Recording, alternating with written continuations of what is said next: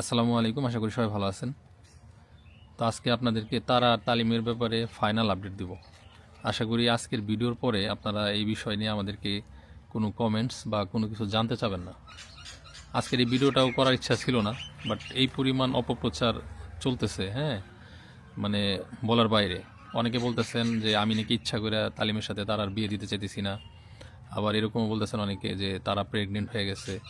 তো এই সমস্ত আউল ফাউল কথা আপনারা কোথায় পান আমি জানি না।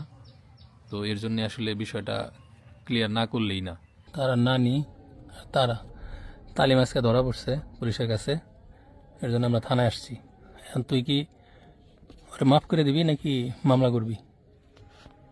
আমি যদি এখন মাফ করে দেয় এর থেকে বড় ভুল আর করবার পারে ওর কাছে দিব না, বিয়া দিবেন না, জেলি খাটবো। দিলে এবং এটা কি আমরা কয়ে দিছি আপনারে? না আমি কি কোনোভাবে তোরে ফোর্স করছি যে না ওরে জেল কাটা ভাই কাটা? না মেয়েরে যে অত্যাচার করলো কইরা নিয়ে ভাগলো, ডরে আইলো না। আইলো না, হ্যাঁ পুলিশই ধরলো। বারবার কইলাম যে আইসা একটু ওর সাথে বয়, 10 মিনিট কথা কয়। ওর সাথে কথা কেবারে যদি পুলিশে ধরতো হেডার জন্য আমাকে দোষারোপ করলে করতে পারতো। এই পুলিশ আর দাবড়িয়ে ধরলো, পলিয়ে থাকা অবস্থায় ধরলো। এটাই দুঃখ আর কি আমাকে। এখন তালিম কেন জেলে গেল, কি অপরাধে জেলে গেল, সেটা আসলে আইনের ব্যাপার।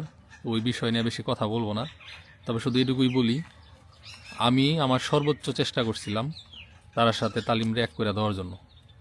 কিন্তু 14 তারিখ ডিসেম্বরের যেদিন ও গেছিল ওই বাড়িতে, সেদিন তো রীতিমতো ওরে অপমান করছে, আমাদেরকেও যথেষ্ট পরিমাণ অপমান করছে ওর ফ্যামিলির লোকজন।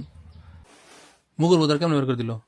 ব্যাগ ম্যাগ ফালিয়ে দিছে আর হইলো আমার ঘর থেকে টাইনা বের করছে।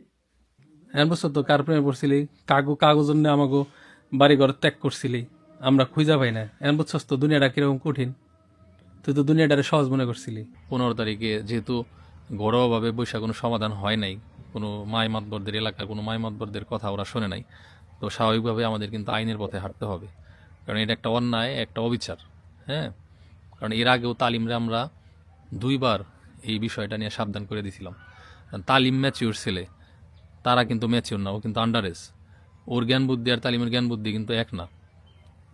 তো ওরে সাবধান করে দেওয়ার পরও কেন ও তৃতীয়বার সিম্পল করলো? আর ওরে আমরা যতবারই মাফ করছি, প্রতিবার মাপের পরে অপরাধের মাত্রা আরও বাড়াইছে। যেমন এর আগের ভিডিওতে দেখাইছিলাম একটা ফুটেজ যেখানে তালিম মাপ চাইতেছে, আপনাদের নিশ্চয়ই মনে আছে। তো সেটা কিন্তু আরো 1-1.5 বছর আগের কথা। আপনার জবান আসলে ঠিক করেন, আপনার জবান আমার জবান ঠিক আছে, আপনার জবান মুখে শোনো। কার মুখে শুনবো? অতি বলো এই 15 দিনের মধ্যে অল্লগে দেখা সাক্ষাৎ করার জায়গায় আমার জানা মতে ও আজকে 5 দিন 15 দিনের